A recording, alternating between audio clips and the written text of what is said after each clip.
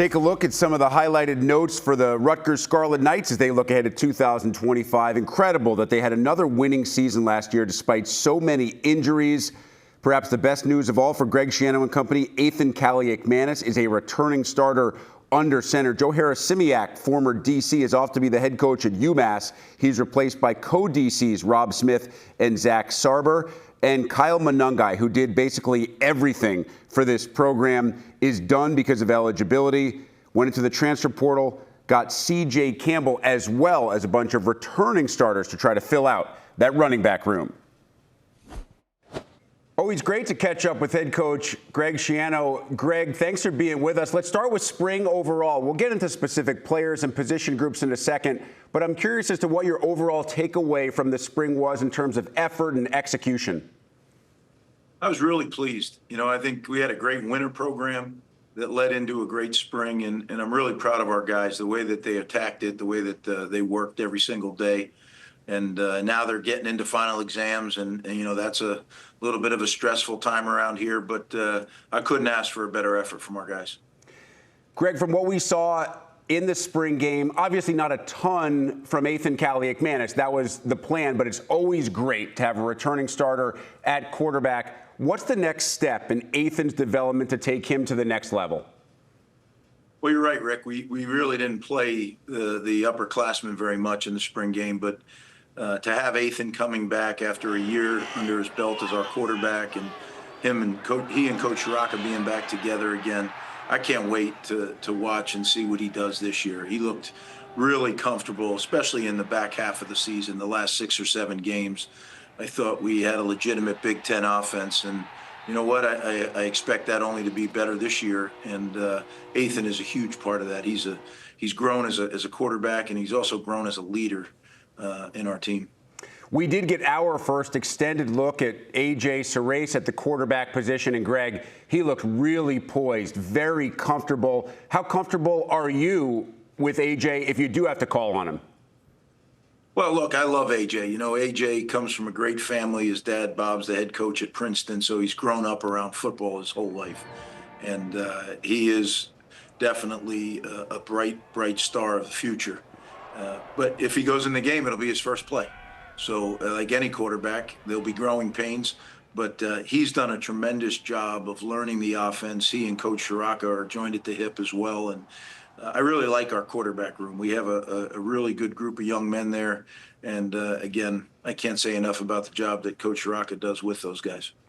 Greg, no one player will replace Kyle. He was one of our favorite players to cover. His production, his leadership, everything he did was unmatched. But I look at that room and I see a ton of depth. You have a handful of returners. You went into the transfer portal as well at that position. What's your feeling right now about the running back room?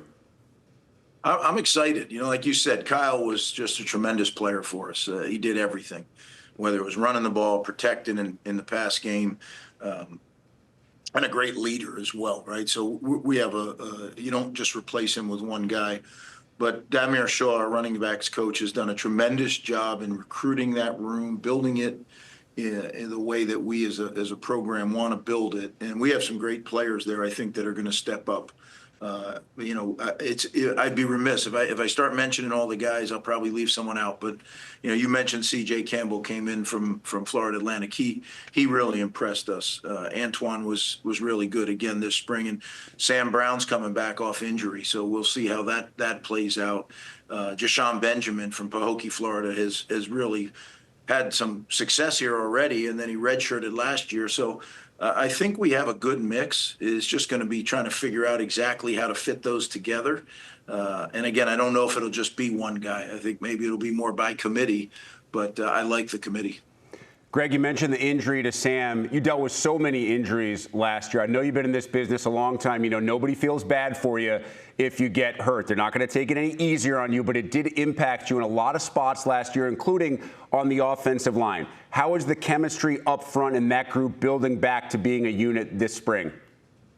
Yeah, I'm excited about the O-line. Again, Coach Pat Flaherty runs the offensive line and does a tremendous job. Years of NFL experience and Super Bowls and the whole bit. So to have him is a blessing. But we have some really good players in the offensive line that have been developing. And I think we have some really good young players that we recruited that are going to be developed. So we're finally into the flow where, we have players that can step up. Holland Pierce, 50 starts, that'll be hard to replace. Now he's with the Eagles, but I think that our line has a chance to be very good. With Gus Salinksis manning the center spot, he's kind of like the middle of everything. Kobe Asamoah playing at right guard, really, I thought had a Big Ten season that he needed to have, and I'm looking for him to really take off this year. And to have Brian Felter coming back, we didn't know what he was going to do. To have him coming back, there's some guys there that I think can really we can build the O-line around, and some young guys that will develop into players in the future. Your receiver room, to me, seems really exciting. We saw Vernon Allen show out on Saturday. Fama Toure was voted most improved offensive player in the spring. I know youth kind of dominates, but some guys do have experience. How excited are you to kind of watch that receiver room as they try to reach the potential that they have?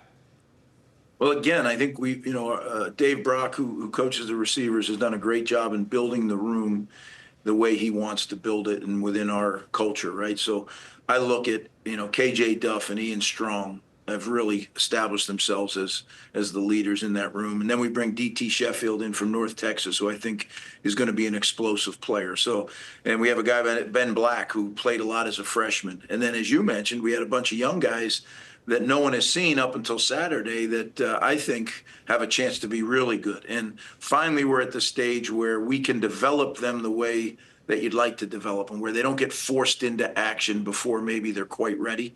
So I look forward to developing those younger players. I think our more experienced players are ready to really go have a great season. And the back half of the season, like I said when we were talking about Ethan, I think those guys really rose to a level that is Big Ten worthy now.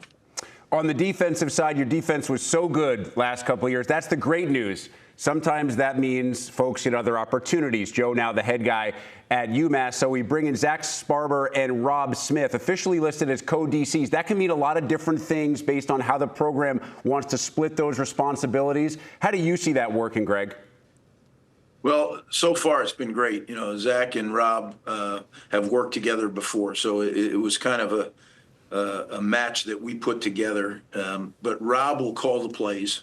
Rob will be the play caller. Zach has a huge part in the installation and things. They work great together, and I really like the chemistry that we have as a defensive staff and the chemistry that the players and the staff coming together. And I think we did some good things personnel-wise to bolster the crew. We lost a lot of players to the National Football League off our defense, so it's going to be a prove-it defense for sure, but one that I think is going to step up. Yeah, you do still have impact players at all three levels, some returnees, some you went into the transfer portal for. I watched on Saturday. I thought Sam Robinson kind of really jumped off the page, played extremely well. What do you need from guys like him? What other guys kind of need to step up this year and take their games to a new level for Rutgers to continue to play the kind of defense it's been known for since you returned? Well, I think, a lot of it, all of it stems around our middle linebacker, DJ Jabomi. I thought he had a breakout year last year, and I think that in his final year, we're counting on him to be a real elite player in the Big Ten. Up front, I think it's going to be done more with numbers than maybe one particular. We lost Keontae Hamilton. He's with the Texans now. So that was a loss. We have some players that we have to replace. But I feel really good about the guys we brought in through the transfer portal, really good about the development of guys on our team. At every position on the front, I feel confident that we're going to have a good rotation of really good players. And that's the way we like to play defense up front. As long as we can roll our guys and everybody's chopping their job, I think we're going to be fine up front. And in the back end, we made some additions to a secondary that I was really excited about already. So a guy like Cam Miller coming in, Jacoby Henderson coming in from, Cam came in from Penn State, Jacoby comes in from Marshall. Those are two guys that I think have really fit into our defense almost seamlessly. So I look at it as a group that, again, Jet Elad came in from UNLV, and he's working with the first unit defense at safety. So I'm excited to see how this defense kind of meshes together. and we won't know it until we start playing games. But I enjoy working with them, and I think Rob and Zach and the defensive staff are doing a great job of just going step by step. So excited to see how it all plays out. Greg, I want to finish with a couple of schedule questions, and I know you well enough that I am not going to ask specifically about any game except the opener. But I do look at your schedule, and I see that this is one of the years we have 5 conference road games. So how much more important does that make it in a league like this with a schedule like that to make sure you take care of business when you're at home? Well, you're darn right? And we open up, with 4 home games right off the bat. And the first one being Ohio, right? So you got the defending MAC champion, and then the next week you have the team that they played in the MAC championship. So, not a great job by me on scheduling, but that's fine. They're good football teams. They've won a lot of games over the years. So, look, our full focus is on Ohio University, and we get to open on a Thursday night, which we're excited about. Around here, Labor Day is a big weekend where people go to the beach that final weekend of summer. But Thursday night, we're going to pack the place out, and our guys are going to be ready to play. I guarantee that. But I also know Ohio will be ready to play. So it's going to be a real great challenge on the first week of the season. Yeah, pack SHI before they pack picnics for the beach. Let's get you out of here on this one, Greg. Regarding that game, it is a Thursday night. 2nd year in a row you'll be on a Thursday. 3rd year in a row for a non-traditional start. The year prior you started on Sunday. What are the benefits and challenges for that, beach trips notwithstanding? Well, we do it for our fans. That's really the reason we do it. But I like it as a coach. We get started a couple days early. And then after the opening game, you just have a chance to take a breath, right? So you've been through training camp, you play your opening game, then you can take a breath. Staff, players, everybody, just take a breath and now set out on a schedule. And I like our schedule, the way it sets up with the breaks. We have a couple of byes this year, but as you said, once the schedule's set and you do all the planning, now it's all about one thing: getting ready for that opener, and that's where my focus is. Always great to catch up with Rutgers head coach Greg Schiano. Greg, appreciate the time. Look forward to seeing you this fall. Sounds good, Rick. Thank you.